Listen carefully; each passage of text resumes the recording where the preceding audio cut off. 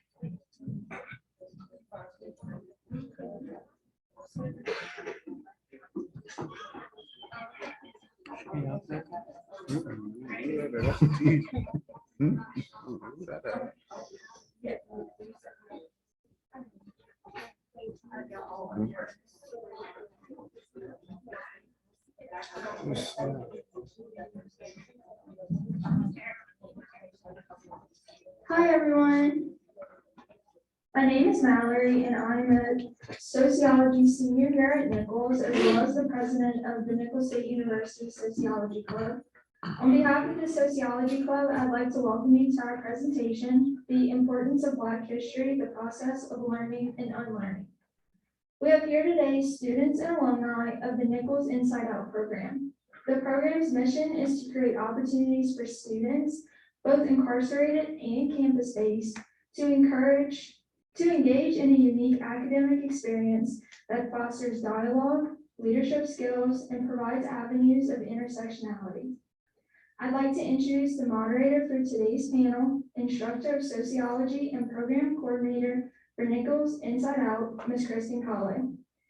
In the summer of 2019, Ms. Colley, along with Lieutenant Sutton of the Lafourche Parish Sheriff's Office, attended the Inside Out Prison Exchange Training Institute, where they received their certificates as Inside Out facilitators. Louisiana's first Inside Out course was held at the Lafourche Parish Correctional Complex in the spring of 2020. Ms. Colley.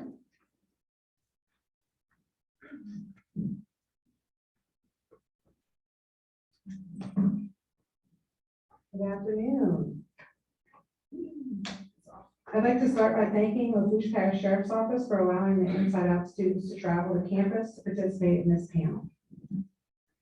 It certainly is a unique experience for our students to hear the voices from inside. Without further ado, I'd like to introduce our panel members. Members of this panel will represent the spring 2020 inaugural class, as well as the fall 2020 class and the current spring 2022 class.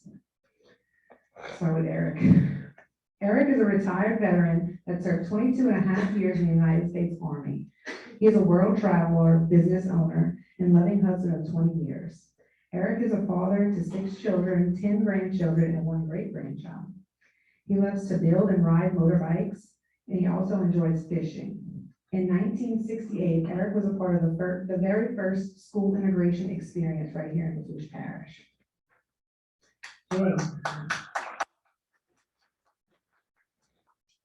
Jay is a 39-year-old man who has spent the last 22 years in prison. Jay is passionate about helping others, taking every opportunity he is offered, and making the best out of every situation, especially the bad ones. Before incarceration, he enjoyed traveling and attending concerts. While incarcerated, Jay has had the opportunity to earn his technical diploma in welding, and he is currently employed as a pipe machine operator. Once released, Jay hopes to further his education and one day work with communities in need.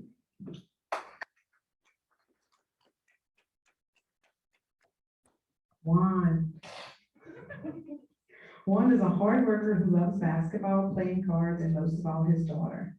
When he is home, Juan enjoys housework and taking pride in his possessions. His favorite food is seafood when someone else is cooking it. Juan has been institutionalized since he was a juvenile. After his current sentence, he will have spent 28 out of 42 years of his life in jail.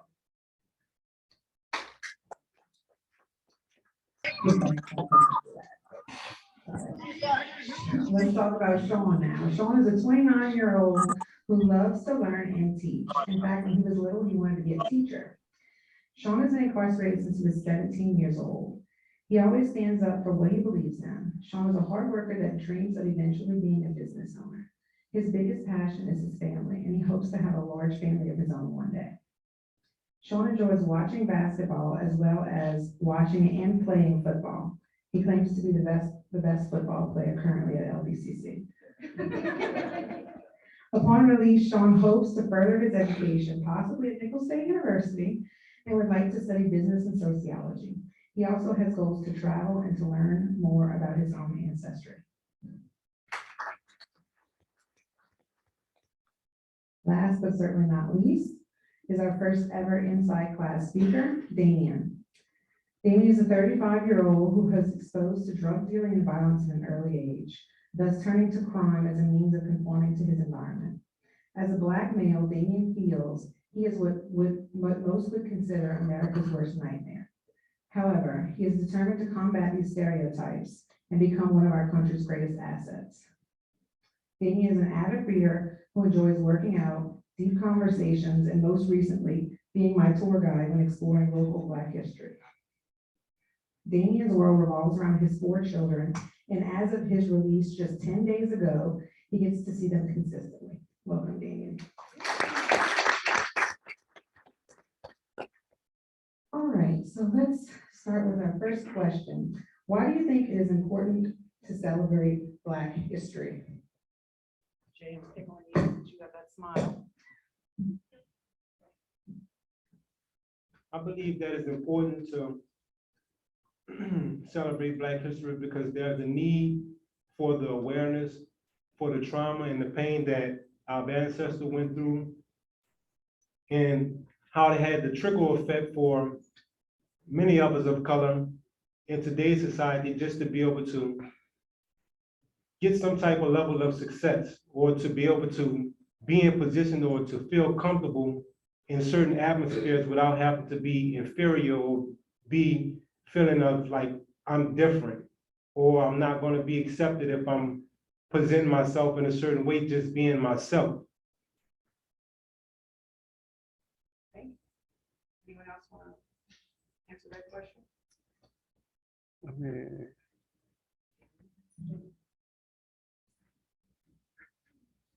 How y'all doing? I feel like it's important to celebrate Black history because it shows how we come together as a whole, as a community, the recognition that we deserve. It shows that our ancestors didn't die, or their lessons didn't go in vain. It shows that we have a long way to go. We have come a long way too.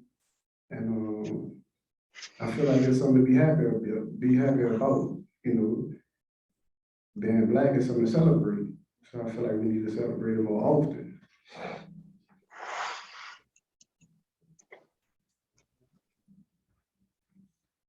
I think it's important to celebrate Black history because even though it's stained with a lot of negativity, it does have a positive aspects as far as just celebrating the triumphs that we have overcome, the things that we have accomplished as a people, you know, that's not too seldomly spoken from. I think it's good to celebrate Black history just to let ourselves and those that's come behind us know that where we come from, what we've been through, and to give them a better insight on where we're trying to go.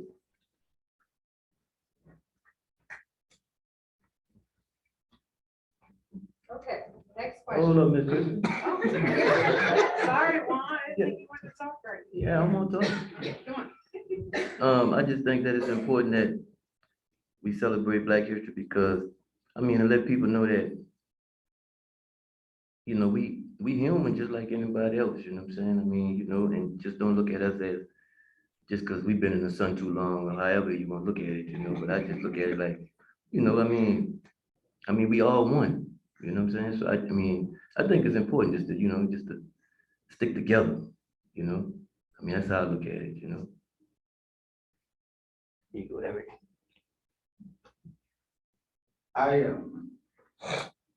I feel pretty much the same as everybody else on the panel.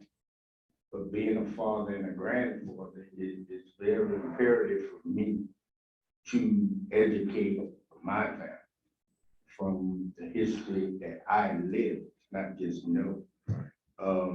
In order for this to be of success across the board, we have to start at the youth. And if we don't instill it into the youth, communities are gonna go down. My kids are my life.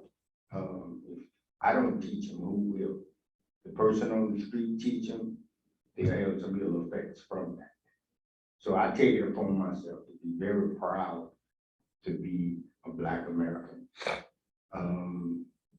It's my job to teach them, because who else can teach them better than me? Thank you.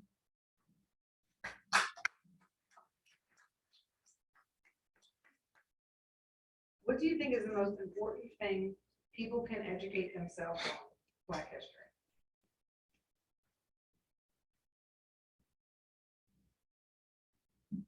I believe the most important thing on Black history that we can educate ourselves on is that time has changed. Our experiences in society today is no longer the way that it was years ago in some situations or in different atmospheres. But for the most part, just looking in the room today, you can see that, our country is divided in a sense, but in a sense, we do come together for different causes, and which is a beautiful thing. In our world that we live in today, the only way that it was built is when we were united. And whenever we're united, we can build a creation that's for generations to come, that when our kids to come, they don't have to go through all of these different things that our ancestors went through, worrying about all the different things that caused us pain through the slavery and through all the other different things of people dying and doing things, against their own will. And, personally, I believe that, for each and every person that's of color in today's society, there has been doors for us to be able to be successful. There's no need for us to feel that, we have to be handicapped because of what transpired in our past, because we have many successes today. And our past is truly not able to dictate our future, because you can see these Africans in the classroom, they're pursuing their education. So education is key to our success and to doing whatever we want to do to be able to obtain the opportunity when the opportunity presents itself.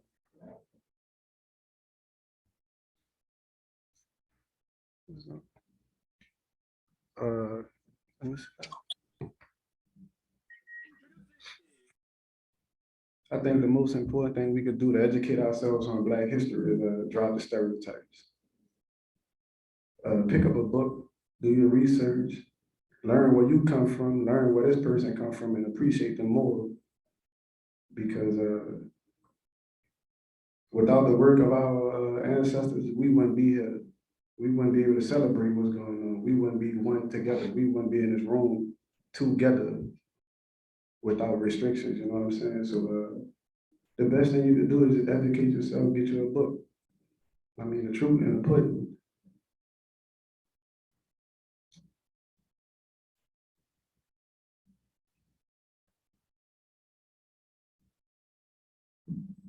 Education is key. No two ways about it. Education is key. To educate ourselves, we can sit here and read history. It tells us about Mr. Douglas, Dr. King, a bunch of our ancestors that have strived and paved the way for us to be where we are today. Each and every one in this room is trying to educate themselves to change the world. In order to change the world, we have to start at home, in your heart. It's not who you with, it's about what you with. So I really feel that education for us as Black people is key. I watched my mother receive her GED at 70 years old, because when she was in the 3rd grade, she had to stop school. My mother was born in the 30s. So education is a must.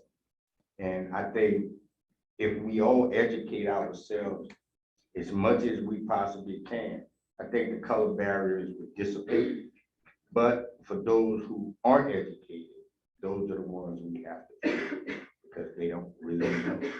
So I'm really for the educational part of it.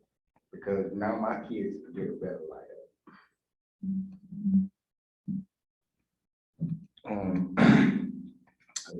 I think another important thing to do as far as educating yourself in Black history is to not just study the civil rights movement or just the slavery, but go further back to when our ancestors were still in Africa, and you can see that we weren't just savage beasts, we were actually civilized people, and that's where we come from. You know, a lot of people forget to look back at that, like they think Black history just started when we were brought over on slave ships, but it actually extends way further than that. And when you get to see what we actually come from, to what we went through, and to where we're trying to go, I think it'll be helpful to put it in perspective, to know that, you know, we are not less than, we are not 2/3 of a man, but we have always been whole as a people.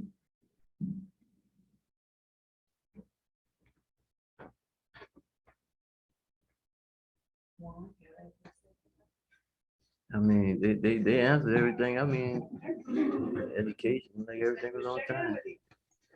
Okay, next question. How is Black history relevant to modern mass incarceration?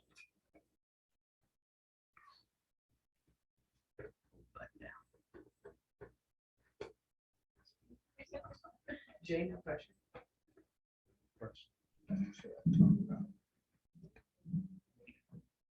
I personally believe from my own experience that once you put yourself inside of a certain chain, the only way that you can get out of that chain is if the chain was to break. That's talking about the shackles, the cuffs. When you're on the inside, all benefits are gone. You know, you're no longer doing things according to the way that you would normally do if you was in your own society. It's a whole separate society from the outside of society. And it has its similarities when it comes to when you look at slavery. And the thing about it, on the inside, it has no color. You can be black, you could be white, you could be blue. At 7 o'clock in the morning, when they say work call, it's work call. So if you don't want to work when you're in society, when you're on the inside, you're going to work. If you don't go to work, there are a lot of rules and regulations that are set in place to put you in your place. So they go subdue you, put the cuffs on you, and they got a prison inside the prison, which is the cell block. If the cell block, which they have one called the working cell block, doesn't work for you, they have what they call extended lockdown, to where you would be totally separated from everyone in the population. So it has its similarities when you enter inside the system. And the thing about it, once you're in, you're in. You're given a number, and that's what you classify by. Day in and day out, the only way that you can move up the chain of ladder of success, of getting out of one level of disciplinary detention, you have to go 90 days to 6 months without a write-up, and then the board will review you. And then after that process, you know, you make it maybe to the working cell block, or if they have problems in population to where it's overcrowded, they'll possibly let you out early. But once you make it back in population, you're gonna deal with the same rules and regulations, to where you're gonna go work out in the field. You're gonna have the guys on horses with the guns standing over you.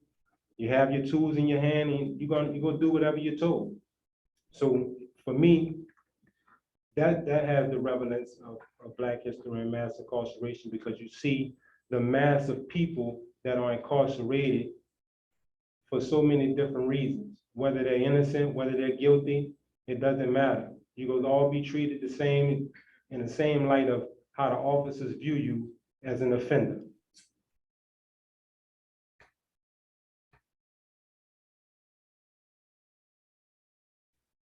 And for me, I also personally feel that for modern mass incarceration today, it's like you're not guaranteed to get out. it's a whole new way of life. Like, once you commit a crime and you get the title that you're a convicted felon, you have to know that your life can go away for the better, or it can go away for the worse. The choice is pretty much up on you. Because there are so many rules set for you to be able to be a better person, or you could just turn into a total criminal. You might not even go in as a criminal. But when you placed in a place where you're surrounded by nothing but a lot of guys who may have indulged in criminal activity and that's all they know, then sometimes you find guys gravitating to that. So that become an identity for them. And in many cases, you have guys going in with identity crisis, don't really know who they are. They're in search. So it's up on the individual when you go in there to recognize that, the mass incarceration is relevant to how things was in Black history when you're dealing with slavery, because you're gonna be subjected to rules. You're doing things against your own free will. So you have to make choices that you probably wouldn't normally make, if you was in society when you're doing whatever you want to do. But on the inside, you go do what they tell you to do. Black history is very relevant to mass incarceration because post-slavery, they made up certain laws, like, black men would be handcuffed and arrested for staring at white women or so-called whistling or making what they would call obscene gestures towards white women. And that was a way of, giving you the label of convict to where we can strip your rights from you and place you back into what is a makeshift slave. Because once you are labeled a convict, you have no rights. Your rights are stripped from you. So this was their way of being able to put people, blacks back into slavery. And then just modernizing to what it is today. I mean, it's a business, it's an industry. You can see that right here in Louisiana. You have so many different private jails there, there's just, it's like, the private jails that have turned into, it was more so like prisons back then. Now the private jails privatized, privately owned to where the money flows, it's an industry. So yeah, Black history is very relevant to mass incarceration today because it was the precursor. I mean, post-slavery was the precursor to what we have now today as modern mass incarceration, and it just grew from that. And it evolved into what it is today. So yes, it is very relevant.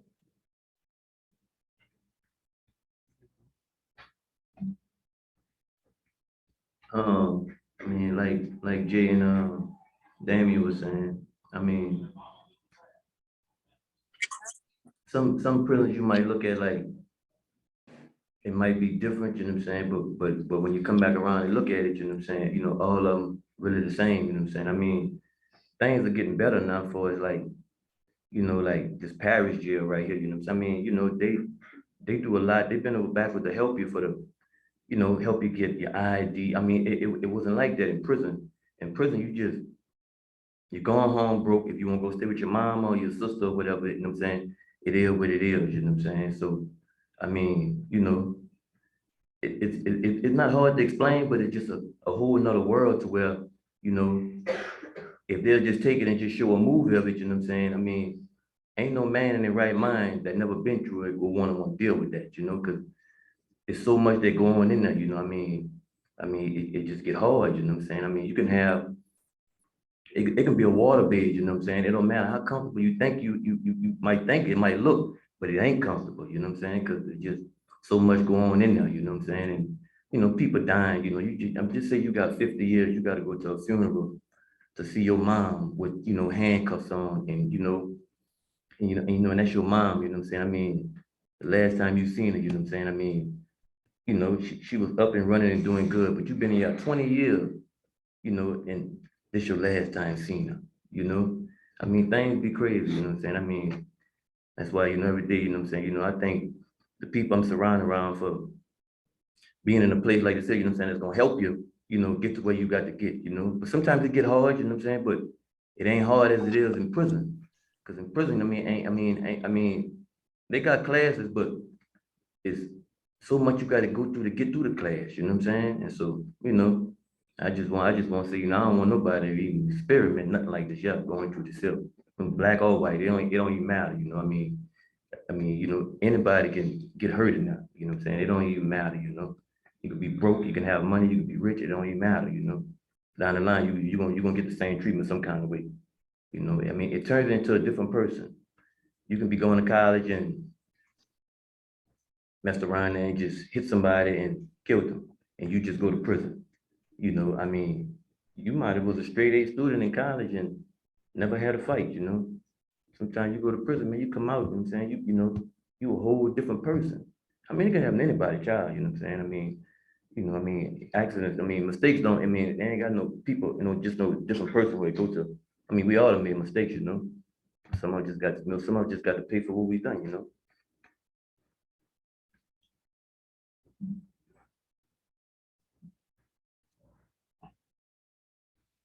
I applaud each and every one of the guys on the panel with me, because they've been through it more than I have. I'm an offender just like they are. But I respect each and every one of you for the simple fact, I had a life prior to being an offender. Some of my friends started out young, went through things I never even thought of. But due to the fact that I am an offender, I know exactly what they talk of. I have to leave a life to be put in a situation that I don't try to sugarcoat it. That was my lick I had to take. But being in it and being fortunate for us to be around the people that guides us, that helps us, I feel truly blessed. Not to call the names because there are a lot of them, but the system puts you in a situation to where the thought process is sometimes absent. But if you don't have a strong mind and someone of some type of self-knowledge to help you along the way, it's a struggle. Some of these young men come in, don't have a clue. And I feel honored to have that mindset to the point where I can give advice. But it's no more than just to encourage them, hey, you gotta get better. But we gotta start with us. That sounds good. But once you walk out of these doors, that world won't be kind. Because there is a target on your back. Because of things you made a mistake. I'm one of those people. And I really, really feel no different. But this is what I know. There's a lot of young men that are incarcerated deserve a second chance. Not speaking for myself, for those that I come in contact with on a daily basis. It's easy to give a number, wear your reds, do what you're told, but they are people too. They have a heart and they can think. It's just being put in the right situation. And if we plan to decrease the mass incarceration problem we have, I think it's gonna start with just more screening, more help for those who really need the help. And it's really turned into a business. I understand. I have a business. But it's about us as a human race to just try and just take care of each and every one as best you can. There are some that deserve it, so be it. But the problem is, we as a people just have to come together, put our heads and thoughts together, and try to work it out. Because if we don't, what are we as a society? How you look in the mirror, But I look at it every day and I smile, because one young man in my dorm got good morning from me. It's a good day for me, you know, just help them be strong. But I love each and every one of them. They've been there, they've done that. God bless you, man.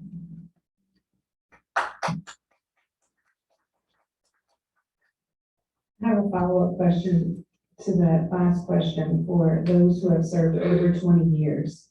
How has this pathway to mass, from slavery to mass incarceration, how has that personally had an impact on your life?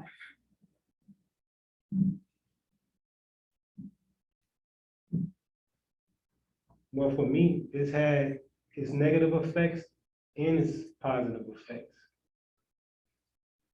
You know, when you're in a situation where you've been given 25 years to serve, and they're asking you to do 85% of the 25 years, and which is pretty much almost your whole life. When you're 18 years old coming in, they telling you you're gonna be 40 years old when you get out.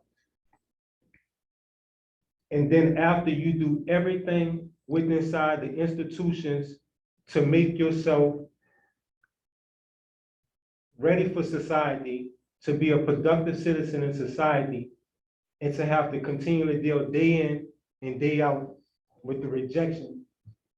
For me, I was supposed to be going home in 2020 of December. I have every self-help program that an institution could possibly offer and some. I did everything I could to help contribute to helping guys be better when re-entering back in society so that they won't re-enter back into the prisons, contributing to the recidivism rate. But when you have a number on your back, you always seen in the light of some people, not all people, but mainly the ones that are not in the actual position to be able to help you, to make the call to be like, well, okay, enough is enough. But for me, my situation, I haven't had an actual voice to be able to be like, enough is enough. Someone might feel like, well, okay, you did the crime, do your time, you know, but I have family too. And in the course of 20-something years, I mean, you got to think amount of people that can pass in a amount of 20 years. So I paid my debts to society, in my opinion. During 20 years, and supposed to be released in December of 2020, I'm still incarcerated.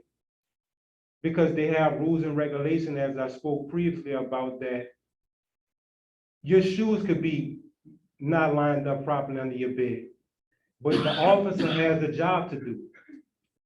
So when he come in and he do his morning inspection, if the shoe's not lined up, somebody could have even made a mistake and walked by and kicked them.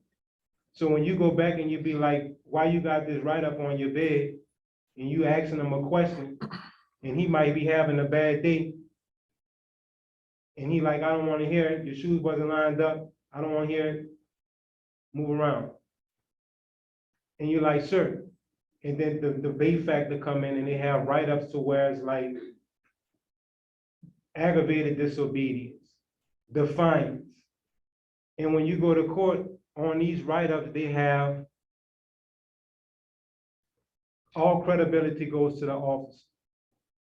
So what you say in the court doesn't matter. So when they take your good time and what you're able to earn a year, over the years, over a course of during time, you know, you're constantly losing good time, you're losing good time, in which in my case, I lost a total of 774 days. Not saying that all of my write-ups were bad. I take full responsibility of the write-up that I received. But for the most part, a lot of it didn't mandate me being in a position to where I had to lose good time, because there are other sentencing sanctions that they can impose, in which most times they do. They go take good time, and sometimes they go put you on working cell block, or they may put you on extended lockdown, depending on the severity of the report. So they came up with a regulation for guys to get restoration of good time, in which this is if you go 2 years without a write-up, they have the right to restore up to 540 days. In my case, I'm approaching 6 years without a write-up. I have 2 years and three months being employed for one single company as a pipe machine operator. Aside that, I've been in work release since 2019 of November. And with the help of recommendations from the head staff at the work release, recommendations from employees, supervisors, when on a job where I'm working in society, speaking of my character, presenting to DOC was not enough, because I'm still sitting here today, in which I was supposed to be going home almost 2 years ago. So for me, I believe it's on the individual to be able to know what he want to do in life. And remember that you define you. And no matter what they do, they can lock you up physically, but mentally, you can be free. And for me, mentally, I'm free. So if I had to do 2, 3 more years, it didn't matter, because mentally I'm free. So when you let me go in society, I know as a man that I'm civilized. I know as a man that everything that my mom taught is, I'm face to face with her with that today. I am who I am when I look in the mirror, and no matter what goes on, when you put yourself in a situation like this, I take full responsibility, because it's on me from day one, from the decisions that I made that put me in this position that I'm in. So them giving you your good time when you get caught up in this web, or them releasing you or whatever, it's still up on you. That way, when you given the opportunity, whether you're wrongfully convicted or whatever the case may be, whether you get an appeal and they grant it, so be it. Make sure that when your opportunity presents itself, that you are who you are and you are ready to enter in society and be able to be who you're supposed to be as a man, to where you can be a productive citizen and be able to be an image that somebody else can be, to where they don't have to go through what you went through.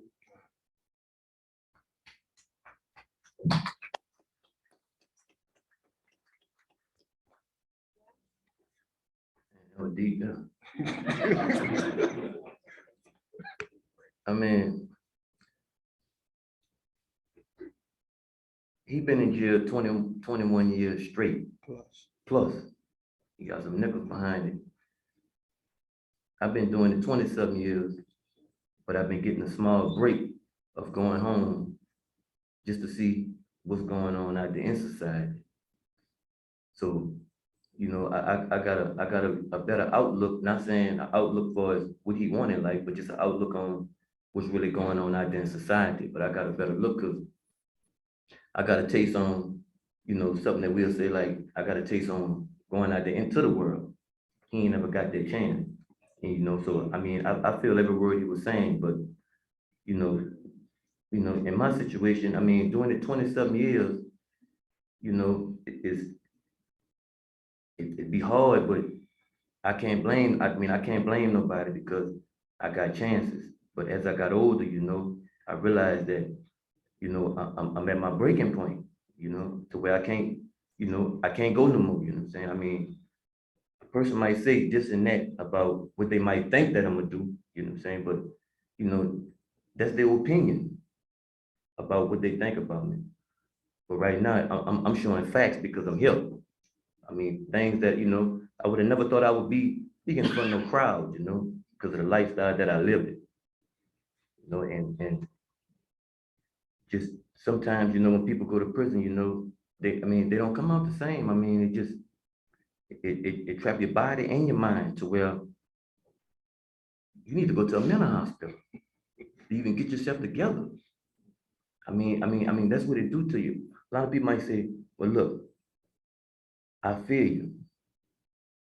I understand what you're saying, but you really ain't understanding where I'm coming from. Sometimes, you know what I mean, people might feel your pain, like the people that work inside of prison. Let's just use example like Major Davis, you know, I mean, he's been doing it 27 years, you know. They got people that works inside of prison that they be institutionalized just how we is, if they ain't got no strong mind. So sometimes, I mean, it don't just be the inmate, it's the inmates, most of them, but it's some of the correction officers too that have been doing it a long time. cause that's all they be knowing. Not to try to just, mess over you, but just the mentality, being inside of a prison, what it gives you. You know what I'm saying?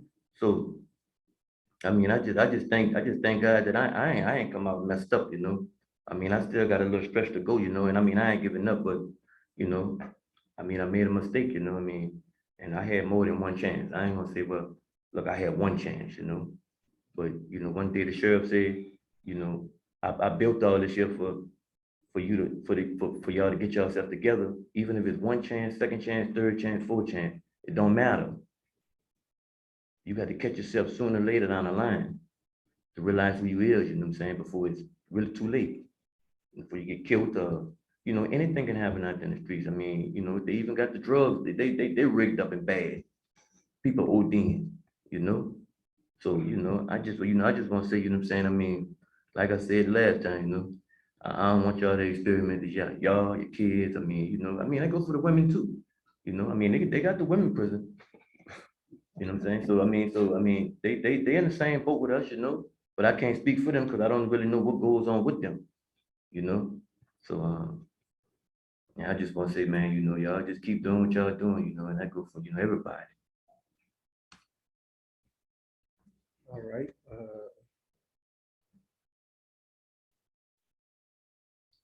I said personally, I had a negative effect on me in the beginning of my sentence. Coming to prison at 17 years old, sentenced to 15 years. It broke me.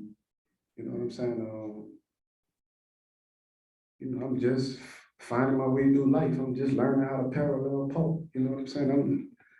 I'm finally becoming a man, and you take all this away from me with little evidence. You know what I'm saying? You made an example out of me without getting to know me because of where I come from.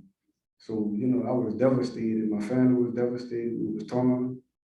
And, by me being so young, it caused me to act out. It caused me to do irrational things that I wouldn't do, if I wasn't in this circumstances that I was in. And, I had to get it together. One day, the older dude, he told me, man, you acting like you got 40 years in prison. And I'm like, that was deep to me because when I laid in my bed, I'm like, man, you got 15, you can still see daylight. You still gonna go home after this. But you acting like you got 40 years in prison, you running around acting like you don't care about nothing. You gonna end up with 40 years. You know what I'm saying? So that right there caused me to get on the right path. You know what I'm saying? And I've been striving for the better ever since. I've been making a change in my life ever since, you know what I'm saying? Finished getting my education. I'm not finished, but doing whatever I gotta do to get out of here and show that I made a change in my life and society. Behind these gates is not all negative, you know what I'm saying? It got positive in here. And just to break the stereotype, because I was running around being a stereotype. So when I go home, like to even mentor the youth, to reach out to somebody to help them before they come in here, you know what I'm saying? So they won't have to face what I face. They won't have to go through what I went through because they might not be as strong as me. They might not be as understanding as me, and that's okay. You know what I'm saying? You don't have to go through the hardship that I endure to benefit from what I've been through to become who I am or become better than me.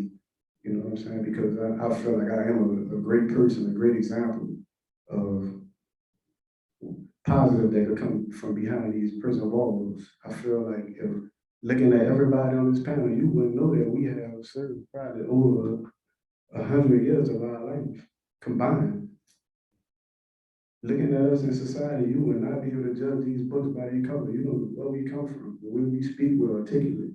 We're not dummies, but we have been put with these stereotypes. You know what I'm saying? And it's hard to break them when you're in prison for all these years. You don't have a voice. You hear me? So I really appreciate the opportunity to come here and speak in front of y'all and to give y'all a better insight of what's going on. because it's not all bad.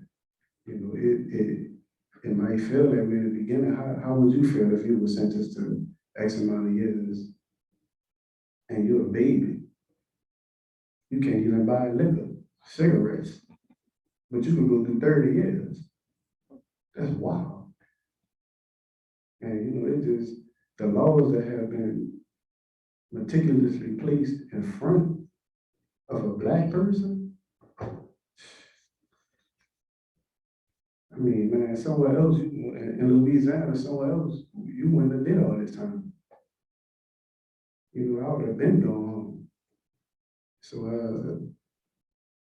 I can honestly say I'm a better person. My family love who I am. You know, that's what matters. And there's a lot I can talk about, but I'm gonna let somebody else talk. But that's how it personally affect me.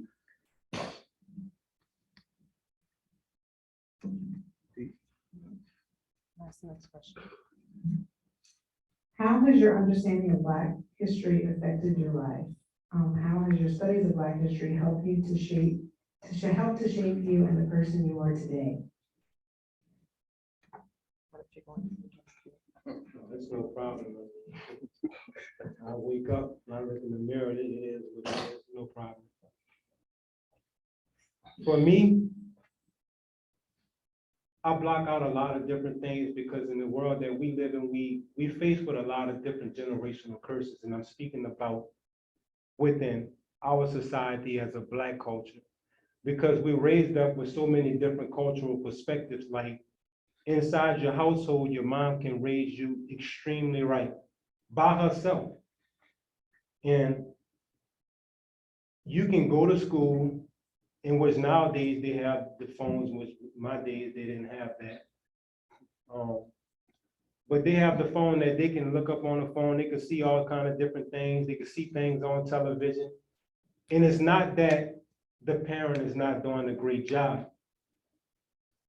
but the kids, once they get to a certain age, they come to their own way of thinking. And it's not like you could just beat your child and whoop them until they be like, all right, mom, or all right, dad, mom, you know, stop, you know, because you're going to jail. Because once they dial 911 is over with.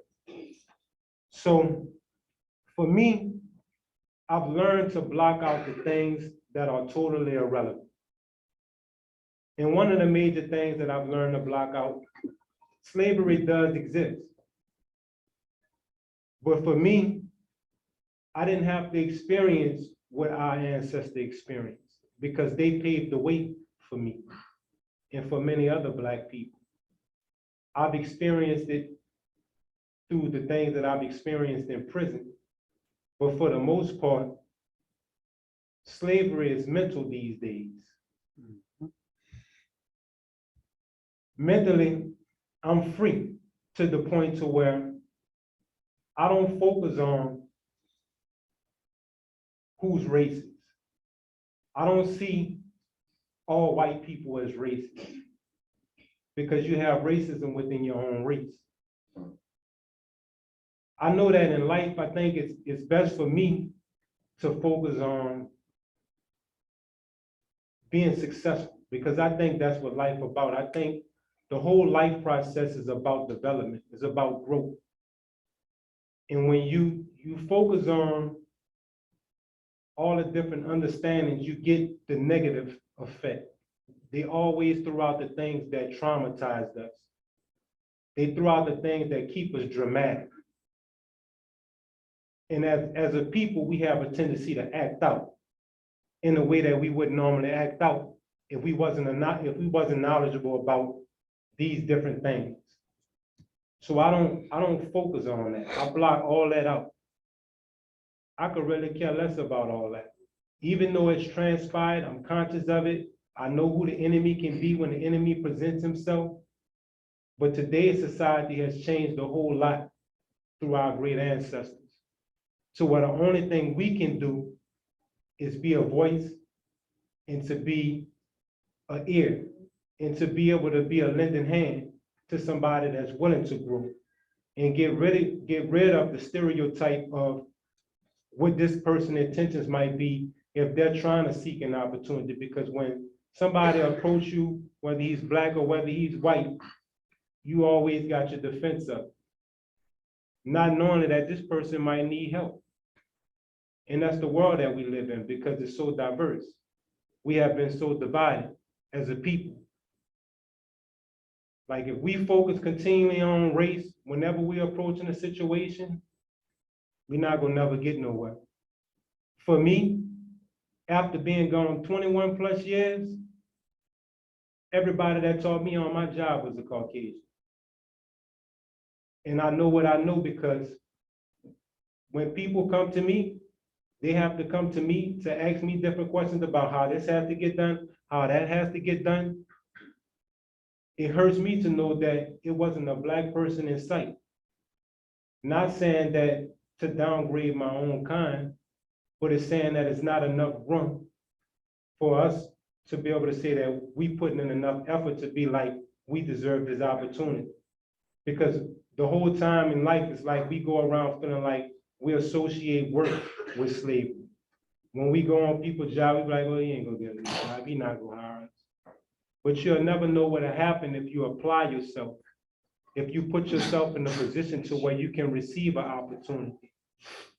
A person can have many blessings, but if you're not able to receive the blessing, it don't make no sense for you to get the blessing. So I say that to say it's like my understanding is more like I do away with the things that are totally irrelevant. Because I know that if I can be successful in society, anyone else can be successful in society if they apply the same things.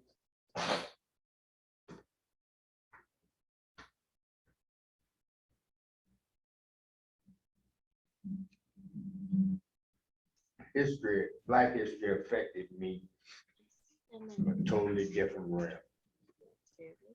I can remember the greatest hero in my life was my mother. I can remember 1962 was the first time I was able to use indoor plumbing. I watched mom work 2 jobs.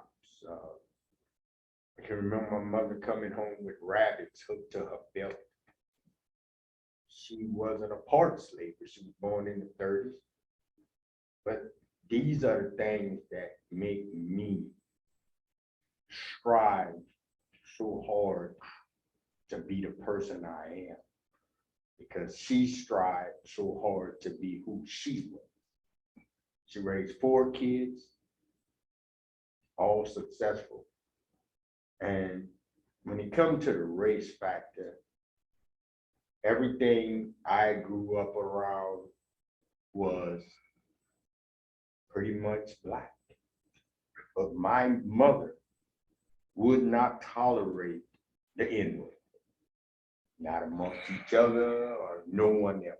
It wasn't tolerated. Now, she had a 3rd grade education, as I said earlier.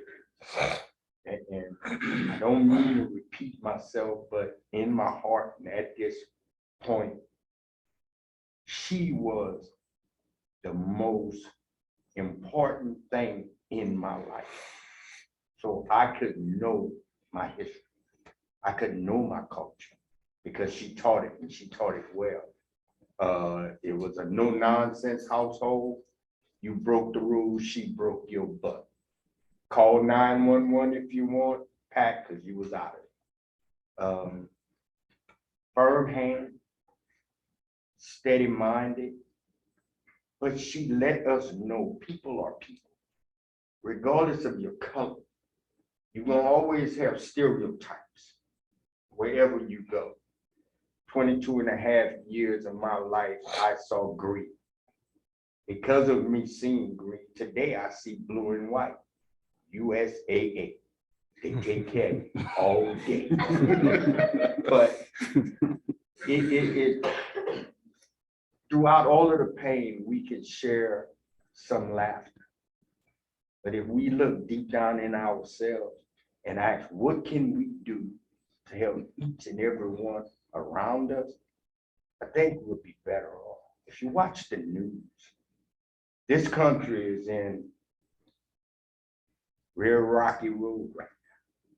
We don't know what Mr. Putin is gonna do or what the economy goes. Gas prices are shooting up. And I'm sitting in jail and I'm wondering how my wife and my kids are gonna manage. So I said all of that to say this. We are blessed in here because we get avenues that most people incarcerated don't get. We get these different programs and people with compassion to take their time from their daily life to help us.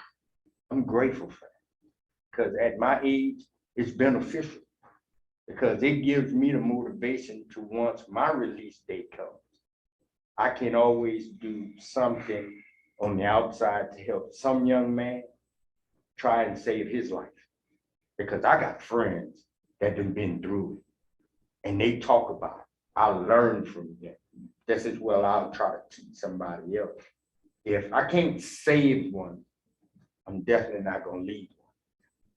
I gotta hold that. I feel indebted to that because if I don't try and preserve my culture at my age, we're gonna lose it. If we lose it, then what? Can I honestly say I did my part? No, I can't. I can't say I did my part. So I'm just trying to do what I can to help. And I'm grateful for all of my friends that teaches me, never too old to learn. So I mean, that's how I got mine, from home training, my mother. That's my, thank you.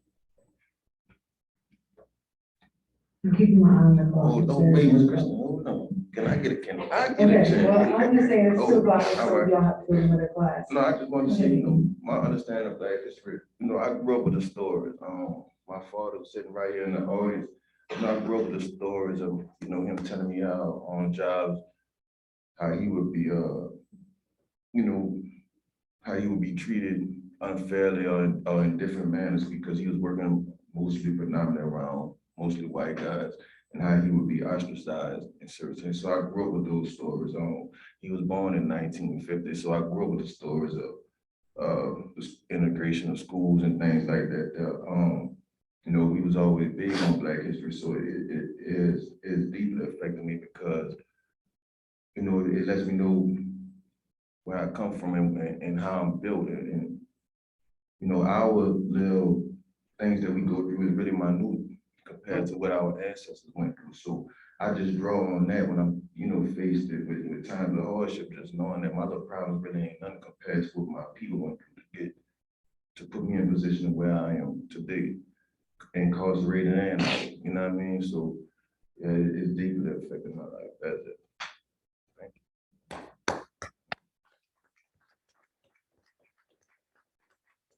We have one last question, that I'd like to ask all of you. What do you hope is the future of Black history? I hope for it to be universal within everybody's heart, not just in February, but every day. I feel kind of touched because it is the shortest month of the year. I mean, we barbecue other than February. I really, really hope and pray. I don't know if I'll be blessed to see it, but I instill it in my household for my kids to live the legacy. And anything they can do to educate and enhance it, to make that first step and do it.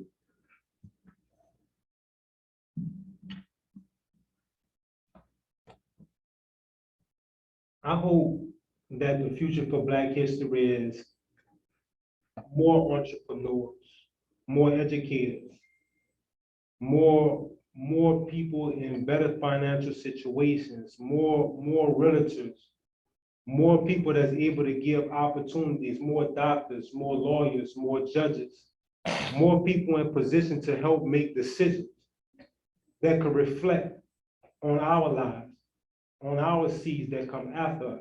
and for generations to come. Because if you have people in position to make decisions that can help your present moment, that present moment could dictate the future for everyone. And it can be a cycle for the better of our community. And like you said, I just hope that they, you know, start doing something at school, just, you know, a gym, a civic center, you know, just, you know, it don't matter, black kids, white kids, let them all go. And let somebody be there to break it down in terms to where they'll know what's going on with Black history, you know what I'm saying? Instead of just, oh, it's Black History Month, you know what I'm saying? And they just thinking it's Black History Month. Okay, we gonna, like you say, all right, we're gonna barbecue. I mean, it's bigger than barbecue. I mean, you got other stuff going on besides that, you know, and I just look at it like that, just let it spread over, you know, and just stop letting it be in one spot. Let it be all over. I like that. I hope the future of Black history, I hope that it stays relevant. I hope that we finally get treated with the equality of everybody else in this world, the highest statuses, because you know, when you think about where we come from, you automatically think about the lower level. You know what I'm saying? But when you do your history on the Black, we was kings, we were queens. We wasn't a minority. You know what I'm saying? We was the whole. So I hope that people learn that we're rich in culture, you know, and accept that and understand that and be able to teach that to the youth that are coming. And I hope that it just stays around. I hope that our ancestors ain't died for nothing. So I hope everybody get a better understanding of it and just don't look at it as just a regular day or a regular month. You know what I'm saying? I hope that, in the future, that Black history is not just recognized or separated as just Black history, but it's American history. I feel like if we all as people would look at it as American history, it would be spoken about more, the good and the bad, because it is American history. You know what I mean? It's all of our history, not just because I got the skin color as my history. No, it's all of our history because we are all originally, you know, from this country. That is this country's history. So, and I feel like it should be looked at as this country's history and not separated as just Black history. No, it's American history in the whole. It's what we have been through and you know, what we have, you know, been through and where we are going. Because I mean, your history shows a line of where you're going. So it's American history. And I feel like when it's looked at in that light, it would be celebrated more. It would be spoken about more. It would be more accepted. Because if you feel like it's separate from you, then you don't feel like, oh, well, it ain't got nothing to do with me because it's separate from me. No, it's all of our history as a people, not Black, white. All of our history is a human race. So, you know, that's what I hope for Black history in the future.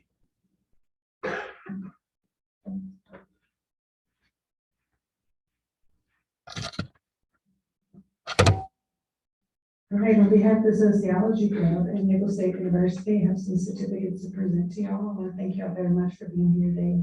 Thank you to everyone in the audience for coming out and hearing these guys' voices from the inside. Thank you.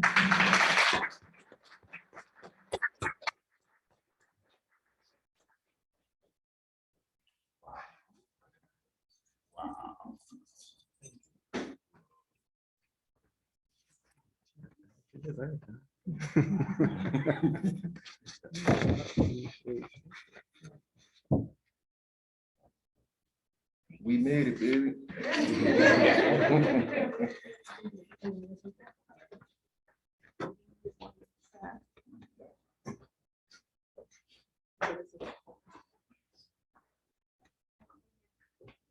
Yeah, definitely.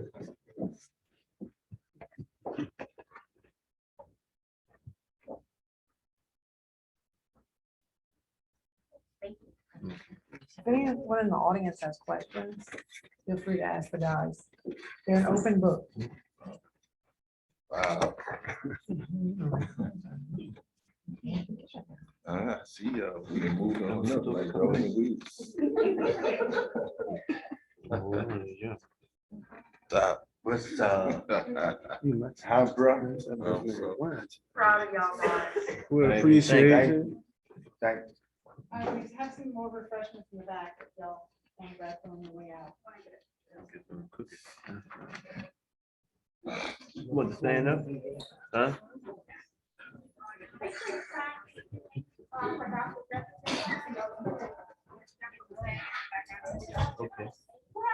Okay. Good.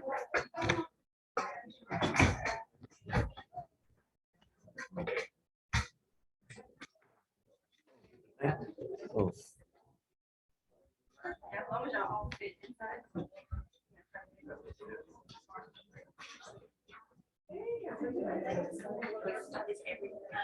You wanna close? All right.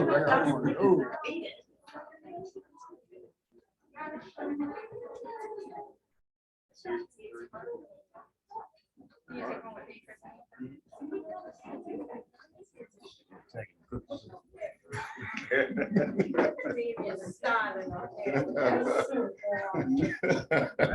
was saying the same thing. Let me get my good side. It's all good sides. All right, ready? 1, 2. Text me that, Brenna. Okay. Good job, guys. Oh, Danielle, you got your own? That was great. You want, Danielle, you want to do one with the staff, Cherry? Carla, y'all want to come in Yeah, one? tell them all come up there. Yeah, Danielle, where you going? Where's the sheriff? Jessica. Cherry's just taking pictures of me talking. And all that. I'm getting my camera ready. Oh, good. Yeah, you want to get one with the sheriff. It's their moment. It's not us, it's their moment.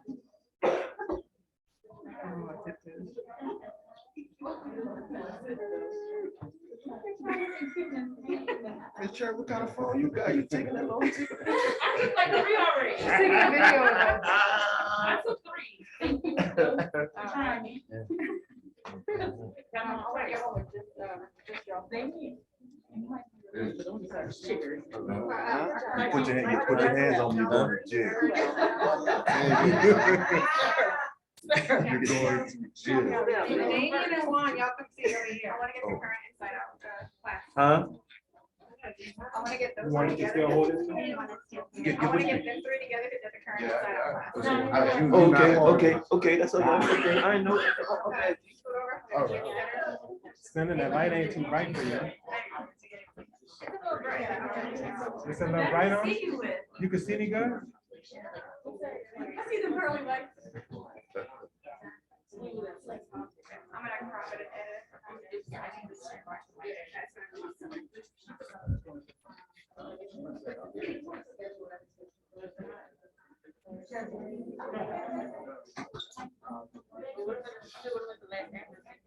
I gotta get one with that. Not there. Good job, guys. Good job, good job. How you doing?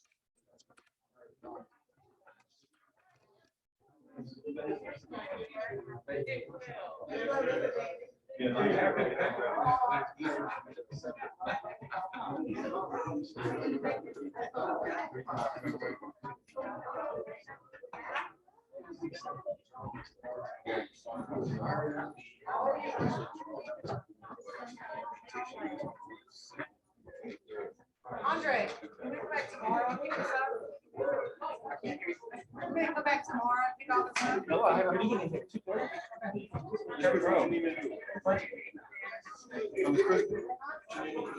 don't know.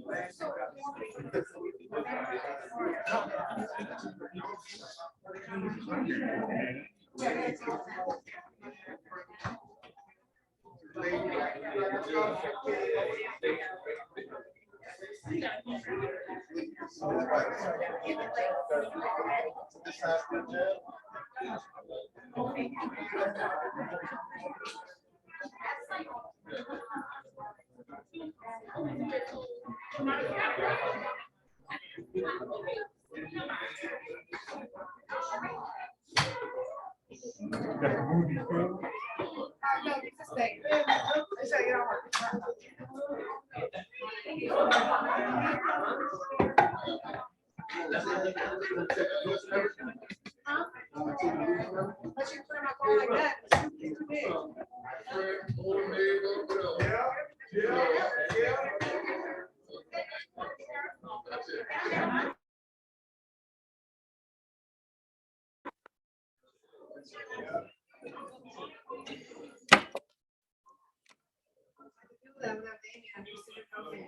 Need to plug this in. There's a little tax.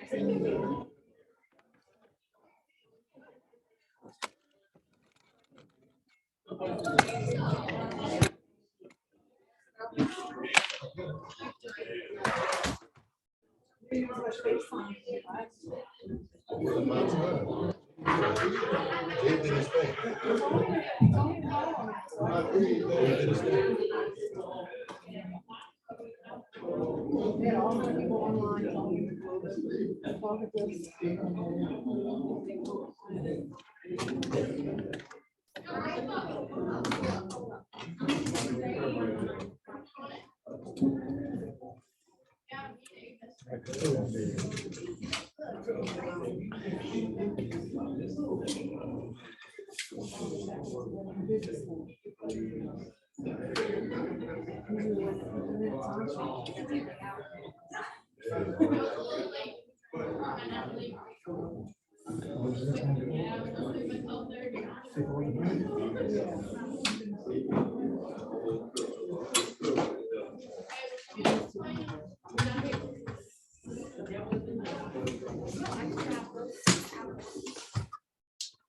Appreciate that. I'm glad you came. Hey, Hey. hey. Yeah, it's my first cousin. I just want to say thank you. Great. Me too, you know? It's good. Yeah, it's good to see you. I'm glad they got a voice. Oh, yeah, oh, yeah. Next year we can do 2 hours, because this wasn't long Right, enough. I feel the same. I didn't do the paperwork, so I could definitely talk. I think I talked for like 2.5 hours. Right, exactly.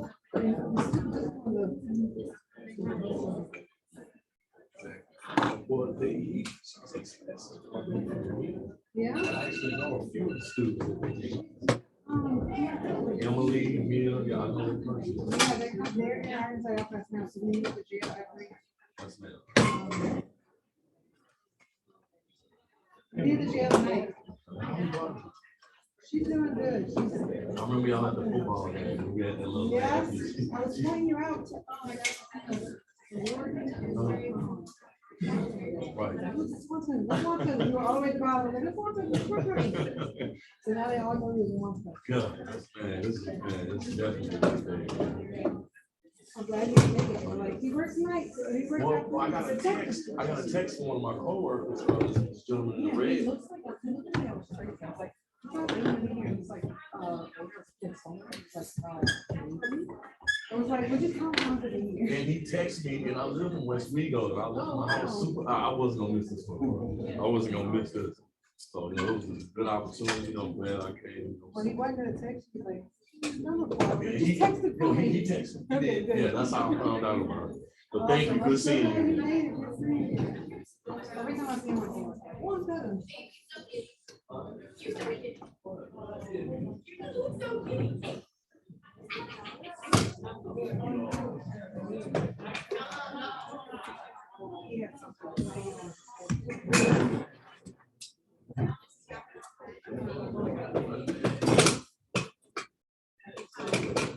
didn't mention it once yesterday. because. No, definitely.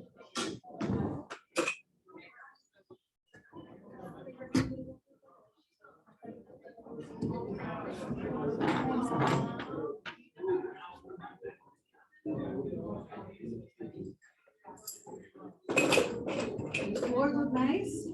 Those floors look nice. You know, whenever you sent me the video, the waxing video, the first thing I noticed in that video was Dan Williams, because I thought you were sending a video of you. No, that was Because I said, are you in bed? And then you sent me a video, so I was like, "Must be sending a video in his house." said, I know she gonna think this one. What is going on? You know? No, I gotta pack all this stuff in there. Oh, your daughter's, headband and scrunchie are in her bag.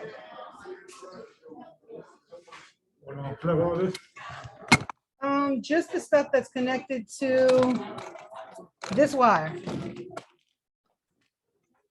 Wait, no, that, and then.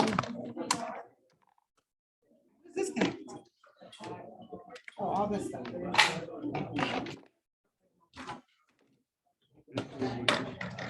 Sir. Right. Mike, stay here. Yes, sir. Let me save the chat so I can tell y'all what they were saying later. Save chat. Yeah, Brennan just sent me one.